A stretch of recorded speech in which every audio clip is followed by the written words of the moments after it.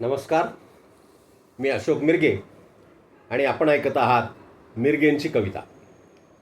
महाराष्ट्रात निवडणुका झाल्यापासून म्हणजे विधानसभेच्या निवडणुका झाल्यापासून राज्यात चाललेलं राजकारण, राज्यातील सगळं वातावरण, सर्वच क्षेत्रात माजलेली अराजकता पाहता या राजकारणाला कोणती उपमा द्यावी हे कळायला मार्ग राहिला नाही.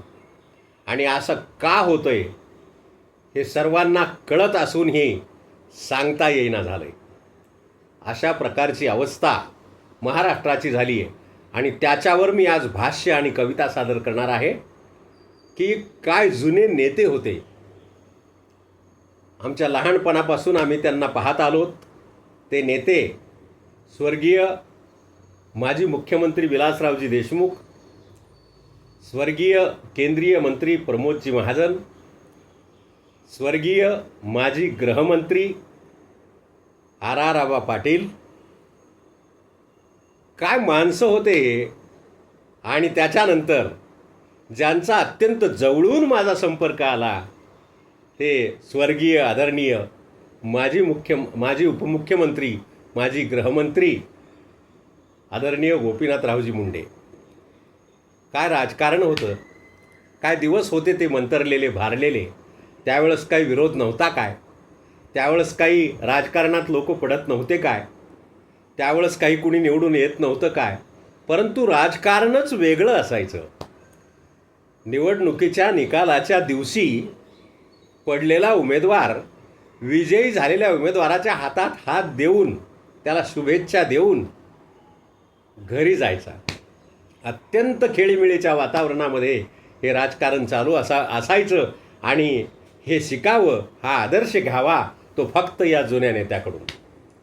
मी आत्ता म्हणून गेलो की माझा जवळून संपर्क आलेले महाराष्ट्राचे माजी उपमुख्यमंत्री आणि गृहमंत्री स्वर्गीय आदरणीय गोपीनाथरावजी मुंडे यांचा संपर्क जवळून का आला, त्यांच्या व्यक्तिमत्वाबद्दल मी एवढा भारावून का गेलेलो आहे, तर मी 7वीला असताना, प्राथमिक शाळेत असताना गोपीनाथराव मुंडे यांनी काखेमध्ये शबनम, एक झब्बा घातलेला, ट्राउझर आणि मिळेल त्या वाहनाने माझ्या गावामध्ये यायचं आणि प्रचार करायचा.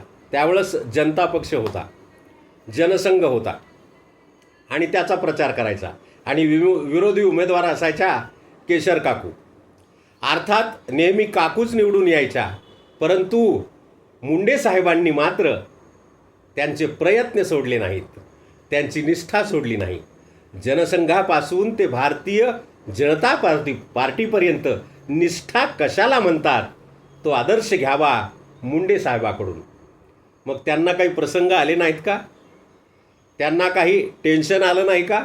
या सगळ्या काळामध्ये एवढी घालमेल झाली त्या नेत्याची, पक्षांतर्गत एवढ्या वादाला त्यांना तोंड द्यावं लागलं, परंतु त्यांनी कुठंही पक्षाबद्दलचे विरोधी उद्गार केले नाही, आपली निष्ठा सोडली नाही, पक्षांतर केलं नाही, पक्ष बदलला नाही. आणि पराजयाचं तर काहीच वाटत नव्हतं हो. अत्यंत खेळीमेळीच्या वातावरणामध्ये एकदाच त्यांचा पराजय झाला होता फक्त, नंतर पराजय झाला नाही. परंतु अख्खी जिंदगी राजकारणाला समर्पित केल्यानंतर, लोकसेवेला समर्पित केल्यानंतर सुद्धा फक्त आयुष्यात 5च वर्ष त्यांच्या वाट्याला सत्ता आली. आणि ऐन उमेदीच्या काळामध्ये मुंडे साहेब आपल्याला सोडून गेले. त्या आठवणी अजूनही ताज्या आहेत. आणि त्यांचा प्रभाव माझ्यावर जास्त राहण्याचं कारण म्हणजे मी त्यांच्या मतदारसंघामध्ये 20 वर्ष नोकरी केली. त्याच्यामध्ये माझे काही वर्ष मंडळ अधिकारी या पोस्टवर मी होतो, काही वर्ष नायब तहसीलदार होतो, काही दिवस नायब तहसीलदार होतो. तर हे आमचं जे महसूल खातं आहे त्या महसूल खात्याशी पुढाऱ्यांचे, नेत्यांचे अत्यंत जवळून संपर्क यायचे. कारण शेतकऱ्याशी संबंधित असलेलं हे खातं आहे, 7/12शी संबंधित असलेलं हे खातं आहे. आणि मग पदोपदी कोणाच्याही कामाला मुंडे साहेबांनी फोन नाही केला तरी त्यांच्या पीएनी फोन करायचा. त्याच्यानंतर पुढं मुंडे साहेबांच्या नंतर आदरणीय धनंजयजी मुंडे, आदरणीय सौ पंकजाताई यांच्याही पी एमार्फत फोन यायचे.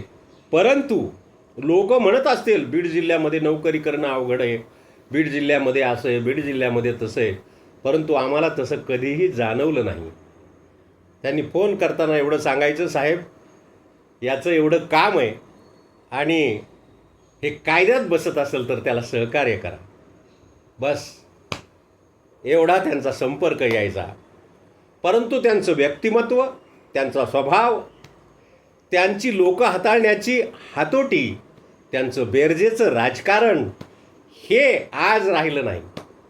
आणि म्हणून मी आज त्याच्यावर भाष्य आणि कविता सादर केली आहे की जी दिव्य लोकप्रभानं प्रकाशित केली आहे की आज मुंडे साहेब तुम्ही महाराष्ट्रात पाहिजे होतात, आज तुम्ही असायला हवे होतात, या शीर्षकाची ती कविता आहे. अरे आज काय चाललंय?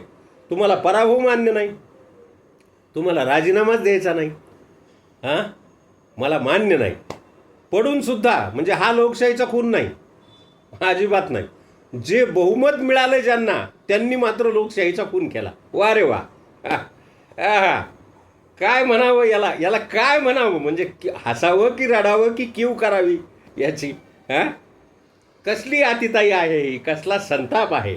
आणि हे याच काळात का घडायलंय की ज्यांना सत्ता गेल्याचं कधी माहीतच नव्हतं, ज्यांना सत्ता ही आपलीच आहे असं ज्यांना वाटायचं, त्यांच्या हातातून सत्ता गेली आणि तिथून पुढं असे प्रकार चालू झाले.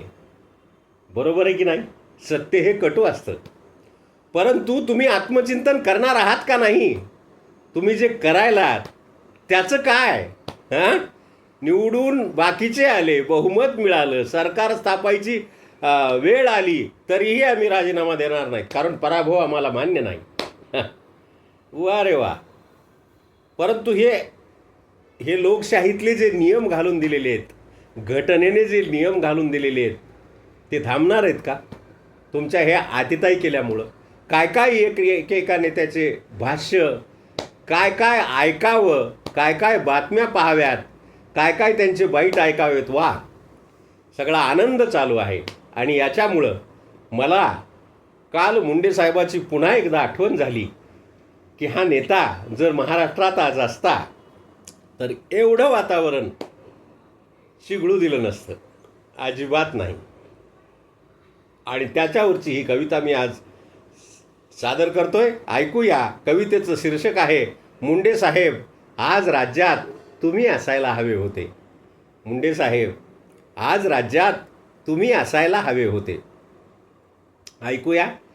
खालच्या दर्जाच्या राजकारणाने इथे आम जनता त्रासू लागली आहे. खालच्या दर्जाच्या राजकारणाने इथे आम जनता त्रासू लागली आहे आणि मुंडे देशमुख महाजनांची राज्यात खरंच उणीव भासू लागली आहे. काय चूक आहे याच्यात? इथला माणूस प्रत्येक प्रकरण जातीच्या चष्म्यातून बघत आहे. इथला माणूस प्रत्येक प्रकरण जातीच्या चष्म्यातून बघत आहे आणि भांबावलेला सामान्य कार्यकर्ता रोज दहशतीत जगत आहे. आई बहिणीवरून शिव्या देणे तर आता साधी गोष्ट झाली आहे. आई बहिणीवरून शिव्या देणे तर आता साधी गोष्ट आहे आणि सोशल मीडियावर रोजच अनेकांची जातीयवादाची पोस्ट आहे. तरुण पिढी दिशाहीन झाली आहे, म्हातारे विचित्र वागत आहेत. तरुण पिढी दिशाहीन झाली आहे, नोकरी नाही, बेकारी वाढली आहे, लग्न होईना झालेत आणि म्हातारे भाव चढल्याने करायलेत. घरी असूनसुद्धा सगळं काय म्हणावं याला? अराजक नाही तर काय आहे? तरुण पिढी दिशाहीन झाली आहे आणि म्हातारे विचित्र वागत आहेत. घरी सगळं व्यवस्थित असूनही त्यांना बाहेरच्या लागत आहेत. ज्येष्ठ नागरिकांच्या सवलतीमुळे त्यांना घरचे प्रवासाला धाडू लागलेत आणि फुकट एसटीत बसून आजोबा जुन्या ओळखी काढू लागलेत. हे आजचं चित्र आहे. सध्या चालू असलेल्या पोरखेळात सामान्य माणसं पारखे झालेत. सध्या चालू असलेल्या पोरखेळात सामान्य माणसं पारखे झालेत आणि कुणाला म्हणून नावे ठेवायची? तरणे म्हातारे सारखे झालेत. आता कायदा, पोलीस, कोर्टाला सुद्धा इथे कोणीच भेईना झालंय. आता कायदा, पोलीस आणि कोर्ट याला सुद्धा कोणी भेईना झालंय आणि गुन्हा केल्यावर पुढे काय होईल हे कोणाच्याच लक्षात येईना झालंय. भीतीच राहिली नाही कशाची. द्वेष आणि मत्सर एवढा वाढलाय की एकमेकांचा जीव घ्यायलेत. द्वेष आणि मत्सर एवढा वाढलाय की एकमेकांचा जीव घ्यायलेत आणि कोर्टात एकाचडे एक वकील देऊन 2 दिवसात सुटून यायलेत. भीतीच राहिली नाही त्याची. स्वभावात समजदारपणा नाही, पुढारी घरचे राजे झालेत. एकदा निवडून आला की राजा. स्वभावात समजदारपणा नाही, पुढारी घरचे राजे झालेत. केवळ राजकारण करण्यासाठी शिळे प्रकरण ताजे झालेत.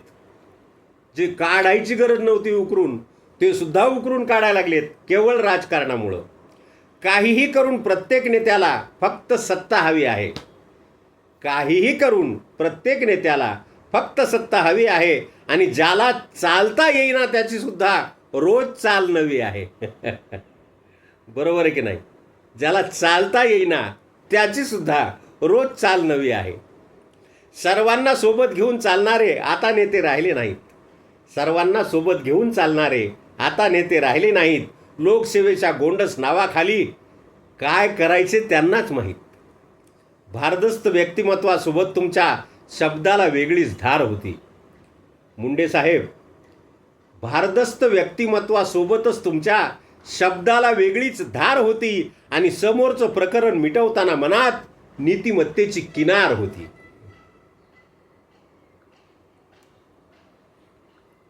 एखाद्याला आपलंसं करताना भाषा थेट काळजात शिरत होती.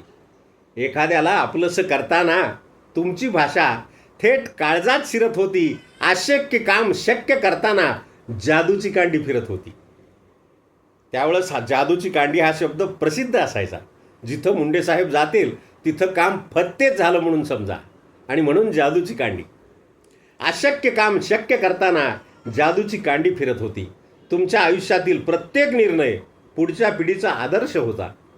तुमच्या आयुष्यातील प्रत्येक निर्णय पुढच्या पिढीचा आदर्श होता. लोखंडाचं सोनं करणारा साहेब तुमचा परिस्पर्श होता. पक्षात घुसमट झाली तरी साहेब तुमचा संयम कायम होता. आत्ताच बोलून गेलो मी. अनेक प्रसंग त्यांच्यावर आले. त्यांच्या जवळच्या लोकांनी सुद्धा त्यांना सल्ले दिले की साहेब आता पक्ष सोडा, आता तुमची घुसमट व्हायला लागली आहे. परंतु तरीसुद्धा त्यांनी अत्यंत संयमानं निष्ठेला महत्त्व दिलं आणि म्हणून पक्षात घुसमट झाली तरी साहेब तुमचा संयम कायम होता. आपलं टेन्शन आपणच घ्यायचं हा जीवनात तुमचा नियम होता. बाहेरच्या पक्षाची ऑफर त्यावेळी तुम्ही धुडकावून लावली होती. बाहेरचे तर टपलेलेच असतात ना फोडाफोडी करायला, परंतु बाहेरच्या पक्षाची ऑफर तुम्ही त्यावेळी धुडकावून लावली होती आणि भारतीय जनता पक्षावरची निष्ठा तुम्ही अबाधित ठेवली होती. विरोधात बसूनही समाधानी असणे साहेब तुम्हालाच जमत होतं. विरोधात असून सुद्धा समाधानी कसं असायचं हे फक्त साहेब तुम्हालाच जमत होतं. आणि एखादा मुद्दा लावून धरला तर सरकारही तुमच्या पुढं नमत होतं. एवढं सामर्थ्य होतं शब्दात आणि एवढा प्रभाव होता व्यक्तिमत्वात. रोज बातम्या बघितल्या की वाटतं तुम्ही असायला पाहिजे होतात. या माझ्या शेवटच्या ओळी साहेब, रोज बातम्या बघितल्या की वाटतं तुम्ही असायला पाहिजे होतात. सर्वपक्षीय नेत्यांच्या एखाद्या बैठकीत तरी तुम्ही दिसायला पाहिजे होतात. मुंडे साहेब, सर्व पक्षीय नेत्यांच्या बैठकीत एकदा तरी तुम्ही दिसायला पाहिजे होतात. या माझ्या अत्यंत मनातल्या भावना मी त्यांच्याप्रती व्यक्त केलेल्या आहेत. खरोखरच जुनं राजकारण आणि जुने नेते आठवणीत ठेवायजोगे होऊन गेले. त्यांचा आदर्श अजून तरी सध्यांच्या नेत्यांनी घ्यावा एवढीच विनंती करणं आपल्या हातात आहे. दुसरं काय आपल्या हातात आहे. कविता आवडली असेल तर लाईक, सबस्क्राईब, शेअर नक्कीच करा. धन्यवाद.